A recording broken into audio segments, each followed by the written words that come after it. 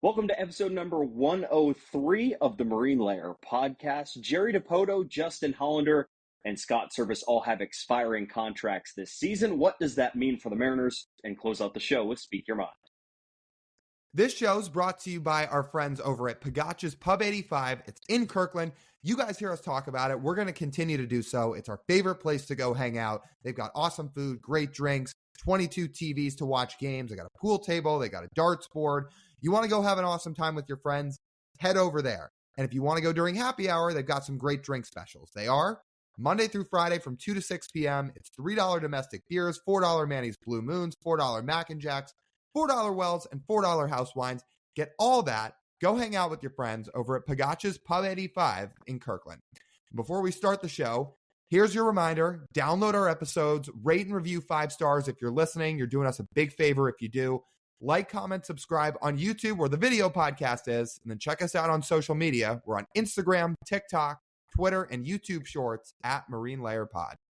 Let's get it rolling. The pitch from Matt Chapman. A drive deep to right field. Down the line. The Mariners win this game 2-1. The dream lives. They're going to the playoffs. 1-1 from Jansen. There you go. Left field. We got a tie ball game. Julio. Oh, baby, what a moment. Tie ball game at 7-7. And we welcome you to this episode of the Marine Layer podcast, part of the Just Baseball Podcast Network, recording here on Thursday evening, February 15th.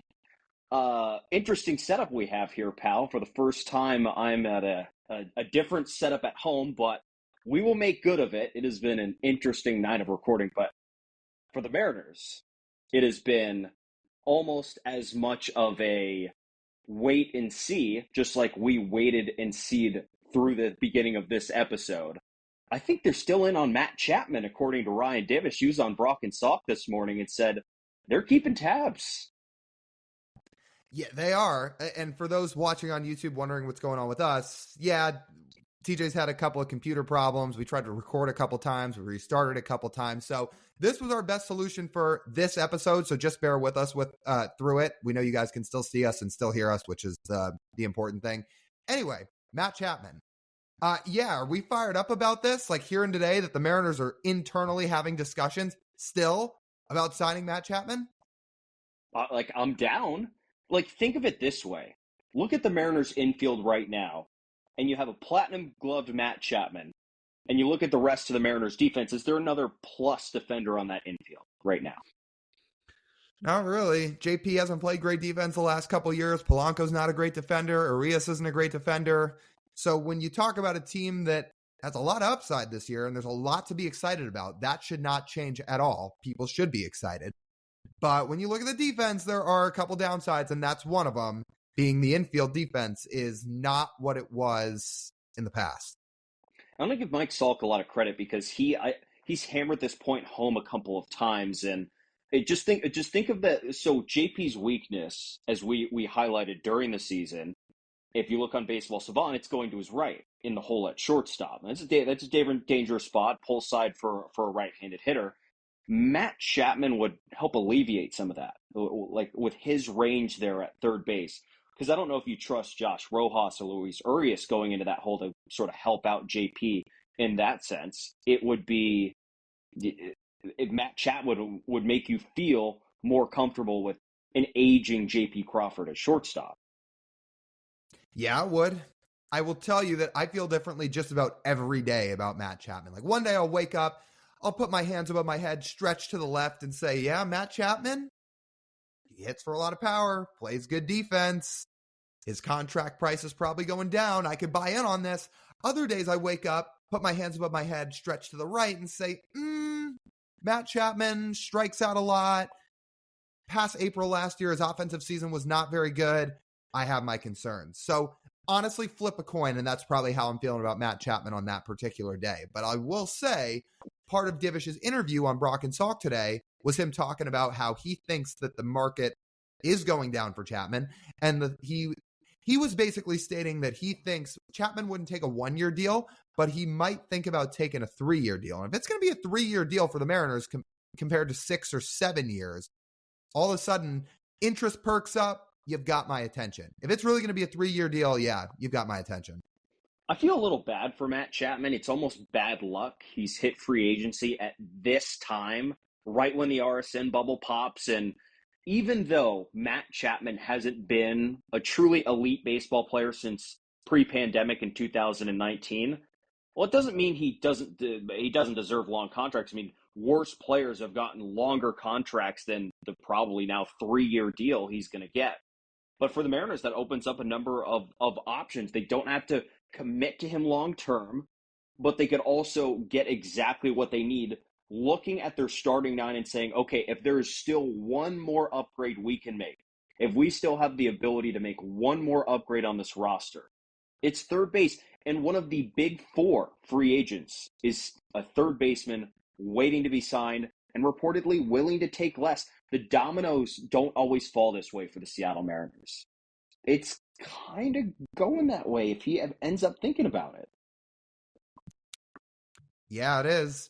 Again, I don't know how to feel one way or the other, but I will say, if you're really going to run out a lineup with Matt Chapman in it, I don't even really know where the weakness is. Who hits 9th in this lineup when Haniger's in the lineup against lefties? Is it Haniger? Is it Luke Raley? Luke Raley's your 9 hitter. I look at that lineup and say, whoa. You know, Matt Chapman still might be the 9th best hitter in that lineup, right? He still could be. But it doesn't matter because he's going to be providing the platinum glove defense at third that you need. That's honestly more important than his bat because we think right now the Mariners lineup's good enough. You and I both think that. This is a playoff caliber lineup right now. It could get better with Matt Chapman, but we've seen the signs of aging and slowing down with Matt Chapman. So it does not need to be elite. It needs to be serviceable to complement the defense at third, to which could elevate him to a 3.5 win season. And a 3.5 win season, like, yeah, please, thank you. Yeah, so you're talking about a guy that probably would put up slightly better offensive production if he's going to keep on the trend that he's been on the last couple of years compared to the platoon currently set for third base. But when you factor in the defense, it's still a 3.5, maybe 4-win player. And if that's the case, that is an upgrade. And if you get that upgrade at third base with that defense, the team takes a step up. Yeah, to be honest, if you compare the platoon and like Matt Chapman, right? So Matt Chapman would have the better defense than the platoon. The platoon would hit for a higher average. They'd probably get on base a little bit more. Matt Chapman would hit for a little bit more power himself, alone that. So, like, we're kind of split 2-2 there on, like, values. Batting average and on base, power and defense, right? Depends which one you want to weigh. If the Mariners feel like they could actually, lineup-wise, use a little bit more power as well and they want some thump from that spot, then yes. Because right now, your best power-hitting infielder is your second baseman. And that's kind of rare these days, right? If your second baseman is your best power hitter on the infield. Now, if you could make that your third baseman as well, that's a little bit better. That's a little bit better. Yeah, I mean, I can buy in on this. I'm sure if the day came where the Mariners said they were going to sign Matt Chapman to a 3-year, $60 million deal, I'd probably perk up. I'd probably say, wow, like they're really going for it. They're really buying in on this. The question is, does John Stanton buy in on it? Because I'm guessing these internal discussions are not involving him. It's probably front office discussions, and then they'd have to go to the ownership group and say, can we have this money? And that may be a conversation in itself, but it would get me excited to say they're really trying to push this team over the top. Because Chapman, he would, if he's at his best or close to his best, though, he would do that. If it's 3 for 20, that puts you over the budget. So I think Divish estimated they're at about $132 million right now.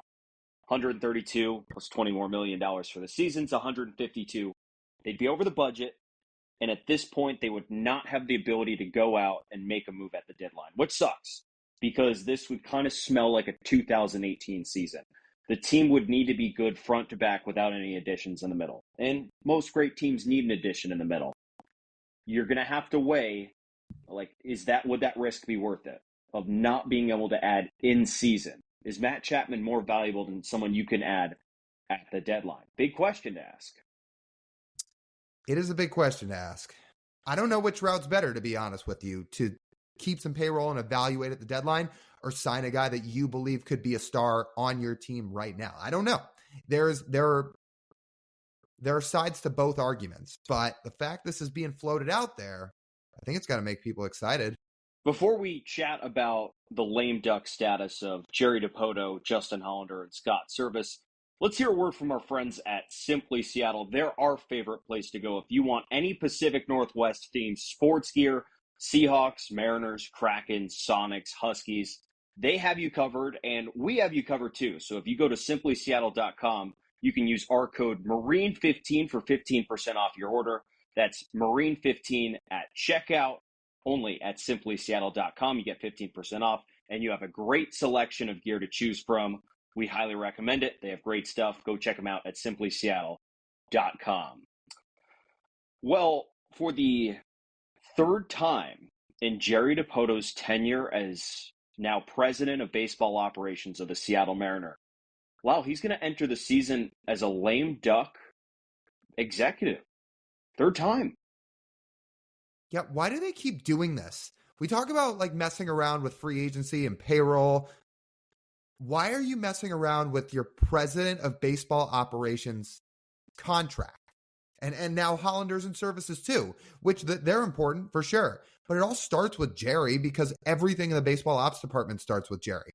So I don't think the Mariners would let him go, but I am wondering why they haven't gotten this deal done yet. For a number of reasons, but like, let's just start with that. Why hasn't ownership got like taken care of this?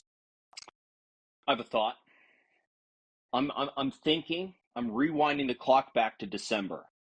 We're at the low point of the offseason. Jared Kelenic had just been traded, and you and I are sitting here trying to figure out the future of the Mariners franchise and how they go and what happens to Jerry, and how Jerry can navigate and how Jerry can possibly keep his job if they were to somehow miss the playoffs again in 2024. Is this not ownership hedging that? Where they're going to wait until June or July or even August to see where the team is, to not have to commit money to Jerry Dipoto beyond the season if they don't feel like he's the guy to lead them into the future? Because you and I said, by deadline of this season, if the Mariners are not in contention, Jerry Dipoto's seat is warm. In fact, probably warmer than warm. So if ownership thinks the same way, they might not want to commit any dollars beyond this season.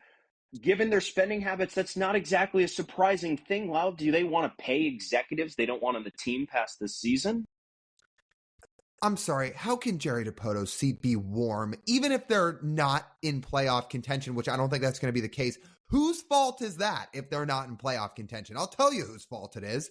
It's the people that aren't letting their baseball ops people run their team with a reasonable payroll. Here's the problem if you let Jerry go. Everybody goes with him. It's not just Jerry. People need to keep that in mind. It's not just Jerry if you let Jerry Dipoto go. It's the entire front office staff, or most of his guys, everybody that's responsible for the unbelievable player development they've had over the last few years with young guys and continuing to restock the farm and their scouting department. Like, they all go too. Does John Stanton and the rest of the ownership group think cleaning house is going to change things? I don't, because you're going to go hire somebody else and say, welcome to the team. Here's the job. You get a $120 million payroll. Nobody else is going to be able to maneuver their way around that unless you went and got Eric Neander from the Rays. I don't think he's leaving Tampa. If he did, you'd have to pay him more. And when has ownership group been interested in paying more for things? I don't know how in the world you could let this regime go. And if they do, I'll tell you what, I'm going to be very, very upset about it if they do. Maybe that's what ownership's doing. Maybe they're waiting to see how the season shakes out. I think that's a mistake, because that can turn into Dipoto getting antsy if he really thinks his seat's warm, and irresponsibly manage the trade deadline, or try to at least, because he could make some moves that are a little bit all out and don't feel like a 5-year plan type of move, or even a 3-year plan type of move. It feels like a 2-month plan type of move. I don't like the idea of trading away Colt Emerson or Cole Young for some rental. And if he doesn't have a new contract, is it going to lead to that? I don't know. So, okay, let me try and dig into that reaction you just had a little bit. So even if if this team falls flat on its face by the trade deadline, that reaction you had stays the same. It does, and it's not like none of it would fall on Jerry and Justin, because if they're falling flat on their face, that means some of the moves that they tried to make have not worked out, although I think we all sit here right now and say the moves they have made are sound moves. Because, again, whose fault is it if they do not have a winning record by the trade deadline? It's the people that said you can't spend any money, and Jerry and Justin still managed ways to get creative and build a competitive roster in spite of that. Yeah. Okay, so you're right. In the end, the failures of most sports organizations are the owners. Like, we know that. That is a given fact. However, the owners don't have bosses besides their own board of directors. Those are their bosses. Those are the decisions. The shareholders are the decision makers. But the shareholders with the Seattle Mariners, as you and I know, are probably pretty happy with where the franchise valuation is going, and the luxury seating and the Hatback Bar and Grill. And even though their television money won't make as much as they anticipate in the future, I'm sure they will probably still be in the green, because that's how they've operated forever. They won't let the profits get cut into. They won't let the Major League roster cut into the profits. So then we sit at the deadline, and the Mariners are perhaps out of contention. If they are, right, we're sitting here thinking, in John Stanton's case, we're saying, okay, even though I've set a small budget, I still expect my GM to be good enough to find a way to win. And it would be one playoff appearance in 9 seasons for Jerry Dipoto at that point. If they were not able to make it this season, it would be 1 in 9. Most GMs, Lyle, don't make that. Don't make that in an organization that says they want to win, survive that. So I'm thinking from that perspective, it's a wait and see mode. It was the same thing in 2021. They, in 2021, wanted to make sure that the rebuild for Jerry was going along the way they envisioned. And they seriously thought about giving Jerry a 1-year extension into 2022. It was like, all right, let's see some fruit. If we don't like the fruit, you're getting canned. You're gone. And he eventually ended up securing a 3-year contract extension when they were in contention in September. But that took all the way until September 1st for that extension to get announced. September 1st. Like, they really don't have much hesitance to letting this play out and sort of making him prove it. Not saying it's fair, but this is how the ownership is operated with these kinds of things. And it stinks for him. It doesn't make any sense, but that's where we're at. I can't buy the 1 appearance in 9 years thing. And this is why. You talk about a guy that had to deal with 2 atrocious ownership groups, or subpar ownership groups at the very least. Think about when Dipoto came in after having to deal with Artie Moreno. He comes in, he's got an old aging roster with expensive contracts. You got Felix, you got Robbie, you got Nelson Cruz, you got Kyle Seager. They tell him, we want to win with this core, so go do it. But you don't really have money to spend. Like, we're not going to go out and let you spend a bunch of money in free agency. So he tried. He got creative. He traded for Gene Segura. He traded for Mitch Haniger. He did some other things throughout the first couple of years. He traded for Alex Colomé and Denard Span. Like, he tried. Didn't work. He got ownership to agree to a rebuild. Because, again, like you talk about the 2018 deadline, they wouldn't let him spend for a lot of 2016, 17, 18. There was a cap on spending. So Jerry said, look, this roster's not good enough. We have to rebuild. We have to get younger. We have to get more athletic. We have to get exciting. So they did that. There was a COVID season that canceled 2020. Obviously, they were not good in 2019. Like that's not a fair shake. And I'm sure people out there that don't like Jerry Dipoto are going to use the 1 playoff appearance in 9 seasons thing. I don't think that's fair. Because then he's been given no payroll to spend anyway after the rebuild too. So again, like once this rebuild formed together in 21, they won 90 games in 21. They just missed. They win 90 in 22. They get there. They win 88 in 23. And they just missed. Like, that's the window for Dipoto I'm kind of looking at. And even then, they still didn't let him spend. So I don't know. Maybe I'm passionate about this subject. And probably the reason I am is I would challenge you or anybody listening that says, and I'm not saying you say this. I know you're just kind of presenting the other side of the argument. I would challenge anybody listening that says, I would like to see somebody else run this team other than Jerry Dipoto. I challenge you to find who that is and what type of staff he can bring in that not only develops players this well, but also can deal with ownership's restricted payroll. That's not changing. Whoever they bring in, if this were to happen, it's not changing. So I would sit long and hard and think about if you really think a change is what's best. I do not believe that. Doesn't necessarily mean it's fair, but it certainly is a lot easier to sell to the public of one playoff appearance in 9 seasons. And in the end, that's all that matters, right? Public perception of the organization. Well, Because the public should get smarter. They should realize 1 in 9 seasons. Unfortunately, Has a you and I hyphen both know the public, or asterisk. like, the public is like, as much as you want that to happen, it won't happen. It will not. Yeah. Well, sorry, I said hyphen. I think I meant asterisk behind the one appearance in 9 years. Yeah, you're right. You're right. But I don't know. Like, with what they just put in place, I don't know what hasn't warranted an extension right now. If you're the ownership group and you were given this payroll and now you see that this team is supposed to be better than it even was before, despite not spending the money, maybe they want to see how it shakes out and actually see the players play first and see if guys can stay healthy. But for all the effort Jerry and Justin have put into this thing, I don't know how they haven't deserved it already alone. Scott Servais too, all of them. Yeah. I don't know how they haven't deserved it alone already. So I would probably prefer Jerry Dipoto over somebody else in the future. But I vividly remember our conversation, and I still do feel this way, that this team absolutely needs to be in contention by this deadline, bar none, right?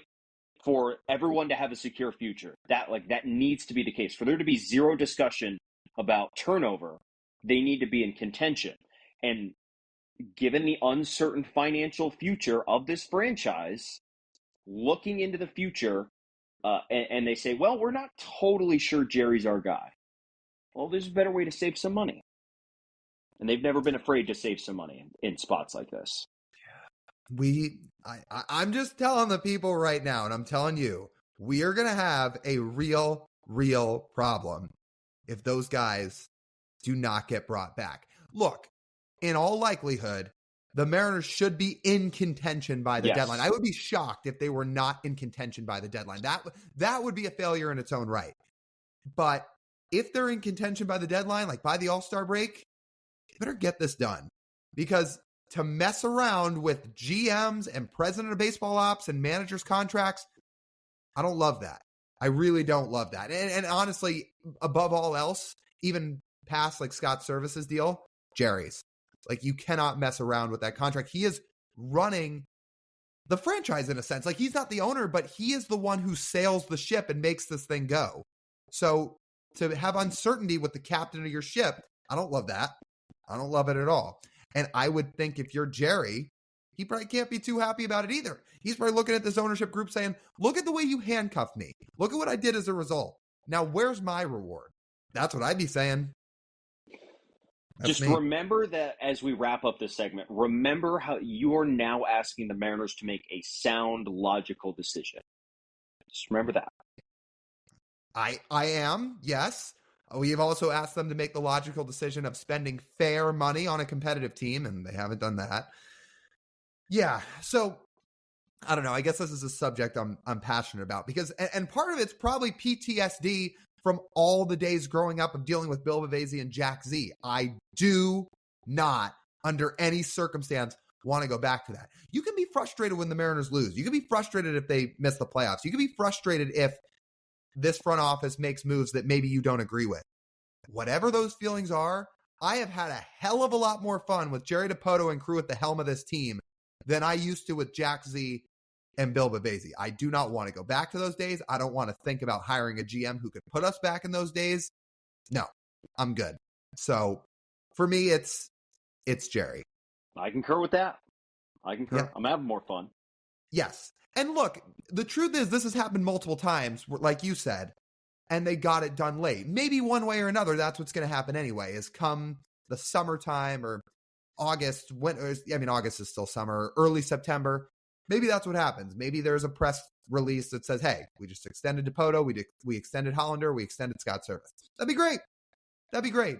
I hope that's what happens. I hope it happens earlier than that, but I hope by the end of the regular season, that is what happens. And in all likelihood it will, but I just don't like the uncertainty of making my mind spin and thinking back of the days of growing up of, Bavasi, Jack Z. Like, I can't go back to that. I cannot go back to that age. I cannot do it. So Nothing spurned it more than us building our all 2000s and all 2010s Mariners teams on Oh, social media. Go check them out. please go check him out. Good Lord. Like that's where the PTSD is probably coming from. So yeah, that would be something. All right, let's get to Speak Your Mind. Well, TJ, I may have an idea, but is anything on your mind this week? Well, I'd just like to remind you that not all baseball franchises are run well. Not just a Mariners issue. And this is like kind of a complex topic here on my speaker mind. So I just want to first of all say congratulations to Ben Schulman, who just got hired as the voice of the Toronto Blue Jays. That is an awesome achievement for him. I personally, I know you've gotten to meet him. I've never gotten to meet Ben Schulman before. He was supposed to be, so like we've obviously told the story multiple times. We both interned in the Cape League for multiple summers. So Ben was supposed to take one of our spots on the team I interned for the summer after. That was COVID summer 2020. Never happened. But I thought I might get to interact with him. Didn't get to. So he's now hired as the radio voice of the Blue Jays. And I was like, well, that's awesome. That's good for him. He's working towards a career, and he's now made it at a very young age, which is awesome. He's doing everything he's achieved. But I'm just looking at this, and again, has absolutely nothing to do with Ben. I'm just going to keep clarifying it. Nothing to do with Ben. He's just trying to make it in life. But this is another example, Lyle, of life not being fair, right? Like it really is not. And this is just the public version of unfairness in sports media, because the Schulman last name's great. I think the Schulman family does a fantastic job calling sporting events. But Ben Schulman at age, I think, 24, is now the radio voice of the Toronto Blue Jays, in which they essentially treated their old radio broadcaster. I don't know if you've read much about it, Lyle, Ben Wagner. I mean, he earned this. He spent like 16 years in the minor leagues and worked his tail off. Got up to Toronto, and they essentially just treated him like crap. Like rotated analysts out in and out of his booth. Never got great chemistry. And then once COVID happened, they literally stopped letting him go on the road. Even after the restrictions were lifted, they stopped letting him go on the road. So they just kind of treated him like crap. Didn't renew his contract, and then hired Ben Schulman, who, again, very talented, but we'd be lying if we didn't say his father working for the team already didn't influence that decision. And it's an example, right, of life not being fair. It's very visual in sports media because all these teams and companies are public. But this isn't just a sports thing, to be honest. Like, how much of this happens at private companies behind closed doors as well, right? It's something that I saw, and every time I see something like this, thoughts come to my head, and I thought this would be the platform for it. Yeah, it's very hard. Like we tell people, we love being in sports media. We chose to be in it for a reason, and we're very passionate about it. But there are times where it's very hard. It's certainly not the first time we've seen something like this. And like, this is what I always say about somebody like Noah Eagle, right? Who, for those who don't know, is the son of Ian Eagle, who's just an unbelievable broadcaster. He's been on CBS and he's on the Nets for years. Noah, who's a grade older than us, like I'm sure he's less than a year age-wise older than the two of us about. He is unbelievably good. Like everything he has earned the opportunity to get, like every opportunity he's given, he rises above the moment. Like he called the Super Bowl on Nickelodeon. He's done those Nickelodeon broadcasts for a while now. He did Clippers. His first job was the LA Clippers job out of college. Then now he's doing the main Big Ten college football broadcast. He does some NFL games. Like he's done a bunch of stuff. And he's really, really good. I say that nonstop. That being said, like he did start calling NFL games or college football games and certainly Clippers games at 22, 23, 24 years old. Without the last name, it's more likely than not, there are not 22, 23-year-olds calling NFL games. So to your point, it's a similar example. Really, really good. Like I've nothing but good things to say about him as a broadcaster, but it is a similar idea where, look, like the last name does help. Unfortunately, our parents are not Hall of Fame sportscasters. I wish they were. We'd probably have a leg up in this field, but they're not. We have to make our own luck. And we accept that and we know that. But it doesn't mean the two of us, or probably other people in the industry too, don't sit there and say, well, I wish I were them. Yeah, right. Like you could think of it salary wise. I mean, you could just think of it career wise, right? It helps when that happens. But I'll say the last thing I want to point out is that like that's why you and I try and make connections. It's all about, like you said, creating your own luck, and I think that's a great way to frame it, and having somebody else go to bat for you to get you eventually what you want, whether it be a job, advertising opportunity, something like that, right? These Ben and Noah both have a great father to go out there and do that for them and have all those connections in there. And for the rest of us, I mean, perhaps it's not in family, perhaps it's something else, but it's just like it's just a conversation that keeps coming up when these things happen. And I'll say most of the response I saw was a lot of what I said at first, especially regarding the original, like the guy who had the radio job before Ben Schulman did, where it's like, okay, are they going to change now how they treat Ben Schulman because he's Dan's kid? Are they going to send him on the road? Are they going to give him one analyst for the whole time? Are they going to probably compensate him fairly to that position? You know, I'd hope so, because their radio situation when the old guy was there sounded like the worst in baseball, like funding wise and setup wise. And you just hope they're not just going to like change it for, actually, you know what? I do hope they change it for Ben. I hope it's better, but it makes them look worse. I'll put it that way. Cause then it's good for Ben, but a bad look on Rogers, who owns the Blue Jays, owns the stadium, et cetera, et cetera. Yeah. No, I think you're right about that. For those that are not in sports media, which I'm sure a lot of you listening, that is the case. This isn't uncommon to talk about. Like in our world, these conversations come up a lot. These topics come up a lot. You see the discourse online, you see it in articles, wherever. And, you know, it's just the case. Like TJ said, he opened this segment with the whole idea of life not being fair. And we all know that. I'm sure everybody has situations in their own life where something happens right in front of their eyes and you say, well, that's not fair. Why doesn't it happen to me? I guess this is just us, or TJ in this situation, sharing his own story of well, this is what happens in our world, so to speak. Yeah.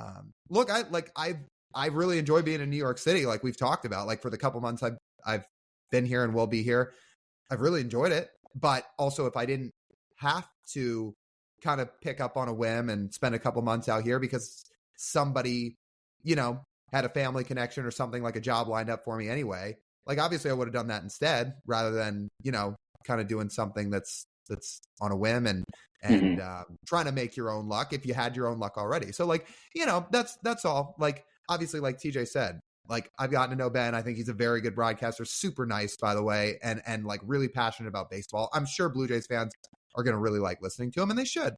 But like you said, I hope the Blue Jays treat him much better than they treated the old guy, because I thought Ben Wagner was a really good broadcaster for whatever it was worth. But unfortunately, he got kind of a raw deal. Yeah. Before we get to mine, I guess I'll speak the other part for you about your Speak Your Mind. I would say the fact you are not doing this on your computer, this podcast, is that a fair part too? Yeah, that's probably it. I have a real beef with my laptop right now, but yeah, that's about it. This has taken us well over 2 hours to get to this point. Oh, actually, probably 3. We're close to 3 right now, so yeah. It stinks. But you know what? That's why, podcasting virtually, and this, if there were ever a motivation, Lyle, for us to get our own studio, this would be it. There we go. Listen, we've talked about it on some other podcasts when people have asked us, oh, what are your long-term goals for this? Or what do you want to do with the Marine Layer pod in the future? Maybe it's a pipe dream, but one of them is certainly, I think the two of us would love to be in a similar location, like in the same city, recording out of a real studio in person, like have guests come into the actual studio if they were ever willing, rather than be virtual. Be amazing. I hope long-term we can do that. But like you said, that is part of the motivation of many things to keep this going and to try to put out good content. And you know what? We make it work, right? Like it wasn't perfect. We had to jump some obstacles today because again, like TJ's internet kept crashing on him. That's why he's on his phone rather than his computer, and we couldn't get the recording done. But you know what? We're here, made it work. There is always some solution. Even if it's not a perfect solution, it's a solution. So yeah. I would say my own speak your mind this week is, well, just relating to New York City. I will say, a couple quick things. One, something I've learned since being here. I hate those letter trains. The number trains on the subway in New York City, they're great. They're easy. They're straight up and down. You know where you're going. So that, for those who don't know, it's like the 1, 2, and 3 trains that go up and down the west side of New York City. It's the 4, 5, and 6 trains that go up and down the east side of New York City. Those letter trains that go across, for the most part, oh, they're such a pain. Like they're so slow. They reroute all the time. One of our friends was here this weekend, and we got rerouted a couple times on the train because we looked up the directions only to get on the train and find out, oh, this is on a different line today on the weekend. It's like, well, that would have been nice to know. I don't know. Before we got on, directions told us we were going the right way. And again, they move really slow. The like A, B, C, D, E, F. I mean, there's a million trains of letter wise. But anyway, I don't know if you've had that experience when you visited here. I hate the letter trains.